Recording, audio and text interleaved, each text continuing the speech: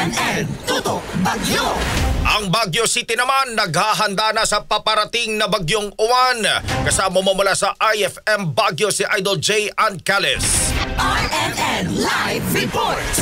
Nagsagawa na ng Pre-Disaster Risk Assessment Meeting ang City Disaster Risk Reduction and Management Council ng Baguio City upang paghandaan ang posibleng epekto ng bagyong Uwan. Dahil dito, inatasan ni Mayor Benjamin Magalong ang publiko at ang DRRM offices na magsagawa ng mga hakbang upang maprotektahan ang buhay at ari-arian at pinapaalalahanan ng mga nakatira sa flood at landslide prone areas na sumunod sa mga evacuation orders ng mga opisyal. Ipinag-utos din sa mga barangay ang pagputol ng mga tuyong puno, paghahanda ng mga emergency supplies at pansamantalang suspension ng pangongolekta ng basura 2 araw bago ang landfall ng bagyo upang maiwasan ang pagbabara ng mga kanal. Tiniyak ng CDRRMO na handa na ang mga rescue teams at kagamitan kabilang ang communication tools at orange boxes na naglalaman ng mga gamit pang emergencies. Pinapaalalahanan ng pamahalaang lungsod ang mga residente na manatiling alerto, makinig sa opisyal na abiso at makipagtulungan sa mga otoridad upang matiyak ang kaligtasan ng lahat. Kasama mo mula dito sa IFM Baguio, ito si Idol J. Ancalis, Tatak RMN.